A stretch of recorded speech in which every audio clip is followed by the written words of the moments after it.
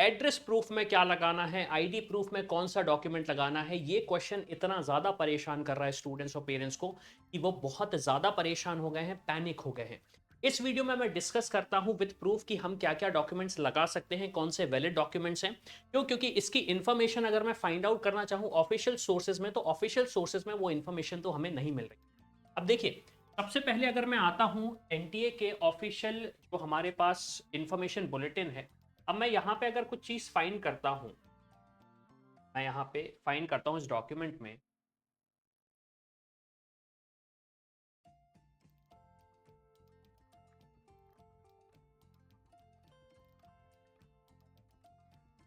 अब आप देखेंगे यहाँ पे एक चीज जो मेंशन्ड है वो यहाँ पे ये तो मेंशन नहीं है कि आपको एड्रेस प्रूफ क्या लगाना है या फिर आईडी प्रूफ क्या लगाना है, लेकिन हम थोड़ा सा अंडरस्टैंड कर सकते हैं कि एनटीए ने क्या बोला है।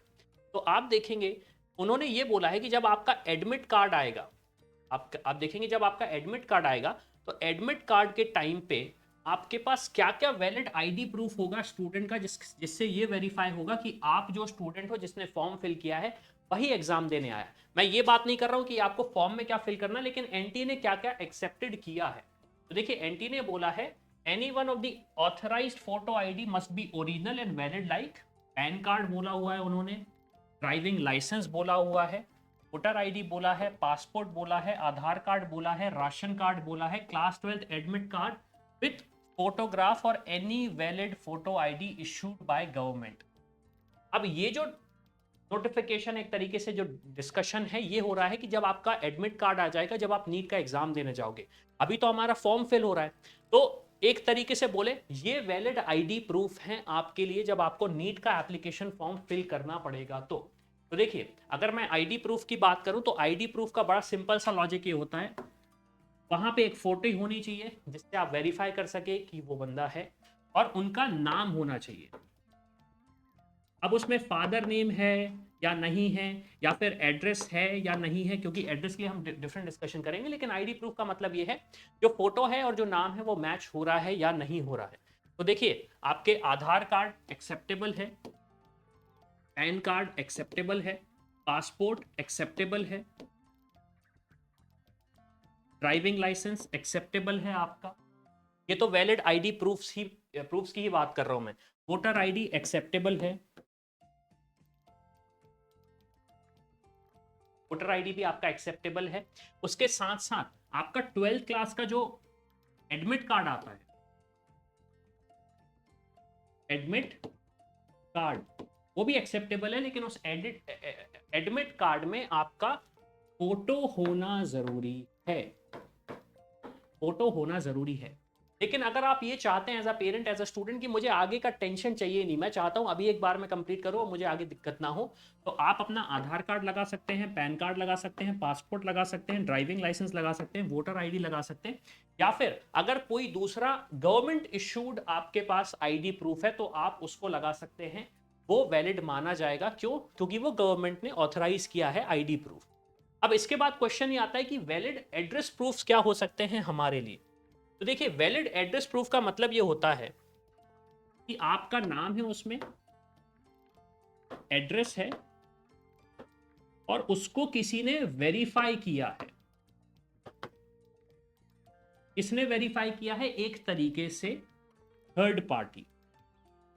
थर्ड पार्टी का मतलब ये है मैं नहीं, आप नहीं, हम दोनों जिसको जानते नहीं, उसने वेरीफाई किया एक तरीके से, थर्ड पार्टी। अब यूजुअली थर्ड पार्टी कौन होती है? नोटरी होती है, गवर्नमेंट होती है, कोई ऑफिशियल्स होते हैं जैसे गजेटेड ऑफिसर बोले जाते हैं, यूजुअली वो होती है। तो वैलिड एड्रेस प्रूफ क्या हो सकता है? अब ऑब्वियस सी बात है, देखिए एड्रेस प्रूफ जो आपके पास होगा आपके खुद के नाम का तो होगा नहीं। अब सिंपल एड्रेस प्रूफ सबसे पहला क्या होता है? Electricity bill. इलेक्ट्रिसिटी का जो बिल आता है वो एक बेटर एड्रेस प्रूफ माना जाता है। क्यों? क्योंकि इसमें सारा वेरिफिकेशन ऑलरेडी हो जाता है। लेकिन इलेक्ट्रिसिटी बिल हो सकता है आपके फादर के नाम पे आए, आपकी मदर के नाम पे आए, लेकिन वो एक्सेप्टेबल है। क्यों? क्योंकि आप जहां पे फादर नेम लिख रहे हैं एप्लीकेशन प्रोसेस में, वो और इलेक्ट्रिसिटी बिल में जो नाम होगा वो मैच हो जाए, वो मैच हो जाएगा। उसके बाद आधार कार्ड भी एक तरीके से एड्रेस प्रूफ माना जा रहा है। ठीक है। रेंट एग्रीमेंट हो गया, इन केस अगर आप रेंटेड प्लेस पे रहते हो, आपने कहा कि मेरा खुद की, मतलब मेरे घर वालों की खुद की प्रॉपर्टी नहीं है, तो हम जहाँ पे रह रहे हैं उसका रेंट एग्रीमेंट आप बनवा लीजिए, बहुत बढ़िया एड्रेस प्रूफ माना जाता है। क्यों? क्योंकि इसमें सारी चीज़ें ऑलरेडी रहती हैं। उसके बाद अगर मैं बात करूं, वाटर बिल हो गया आपका, वाटर बिल हो गया, वो भी एक तरीके से एड्रेस प्रूफ है। एड्रेस प्रूफ का मतलब ये है कि ये पर्टिकुलर बंदे यहाँ पे रह रहे हैं। उसका सबसे बढ़िया लॉजिक ये रहेगा कि अगर आपके पास रेंट एग्रीमेंट है या फिर आपकी खुद की प्रॉपर्टी है जिसमें आप बिल दे सकते हैं, मतलब इलेक्ट्रिसिटी बिल है, अगर उसमें आपके पेरेंट्स का नाम है, तो सबसे बढ़िया एड्रेस प्रूफ रहेगा। इसमें आपको ज़्यादा परेशान नहीं होना पड़ेगा। कभी कभी सेल्फ डिक्लेरेशन भी चल जाता है अगर आप कोर्ट में जाके करें, तो इसके लिए तो आप प्रोसेस देख लीजिए, क्योंकि मेरे हिसाब से इसकी ज़रूरत नहीं पड़ेगी। अगर आप रेंट एग्रीमेंट बनवा लेंगे तो बहुत अच्छा रहेगा आपके लिए। अब एक सबसे बड़ा चैलेंज स्टूडेंट्स को ये भी आ रहा है कि सर अगर मैं प्रेजेंट एड्रेस और परमानेंट एड्रेस की बात करूं, तो मैं जहां पे प्रेजेंटली रह रहा हूं वो एक ऐसी जगह है जहां पे मेरे पास शायद ये डॉक्यूमेंट्स ना मिल पाए, वहां पे शायद मेरे पास ये डॉक्यूमेंट्स ना मिल पाए। तो देखिए उसके लिए मेरा सबसे बढ़िया और सिंपल सोल्यूशन ये है। यूजुअली क्या होता है, मान लीजिए आप एक सिटी ए में रहते हैं, वहां से आप अपना ट्वेल्थ क्लास करी और फिर आप किसी दूसरी स्टेट में चले गए, दूसरी सिटी में चले गए पढ़ाई करने के। अब आपके पास वहां का एड्रेस प्रूफ नहीं है, तो बेटर ये है अगर आप यहाँ पे परमानेंटली रहते हैं तो उसी को परमानेंट एड्रेस और प्रेजेंट एड्रेस बना दीजिए। सिर्फ और सिर्फ एक ही नुकसान है उसका आपका ये कि आपका जो एग्जाम है वो सिर्फ और सिर्फ इसी लोकेशन या फिर इसी स्टेट में हो पाएगा। दूसरी स्टेट्स में आप नहीं जा सकते, क्योंकि जिस तरीके से लास्ट ईयर चीजें हुई थी उस हिसाब से थोड़े से चेंजेस लाए गए। तो अगर आपके पास यहाँ का डिटेल्स नहीं है, एड्रेस प्रूफ नहीं है, तो बेटर ये है कि आप जो प्रेजेंट एड्रेस है या फिर जो परमानेंट एड्रेस है उसी को यूज करें, और कोई दिक्कत ही नहीं होगी आपको। बस दिक्कत ये है कि एग्जाम आपको वहीं पे देना पड़ेगा। अदरवाइज अगर आपको यहाँ पे एग्जाम देना है प्रेजेंट एड्रेस में, तो सबसे सिंपल तरीका ये है, या तो इलेक्ट्रिसिटी बिल लगा दीजिए, आधार कार्ड लगा दीजिए, और एक चीज मैं भूल गया था, मतलब अगर काफी सारे स्टूडेंट्स के पास बैंक का पासबुक भी होता है, आप पासबुक को भी यूज कर सकते हैं, आप पासपोर्ट को भी यूज कर सकते हैं,